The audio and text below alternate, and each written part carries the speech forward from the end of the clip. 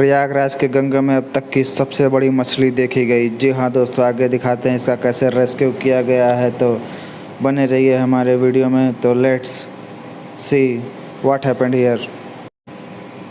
जो कि आप देख रहे हैं यहाँ पे बाढ़ के हालात बने हुए हैं। इसी नदी में मछली टहल रही है, उसका रेस्क्यू किया जाएगा अभी। तो अभी हम आपको दिखा रहे हैं, ये नदी जो जाती है वाराणसी की तरफ जाती है और पानी का बहाव देख ही रहे हैं आप लोग कि किस तरह से पानी बह रहा है। दोस्तों यहाँ पे पिलर पानी से पूरा जलमग्न हो चुका है और ये गंगा खतरे के ऊपर से बह रही है।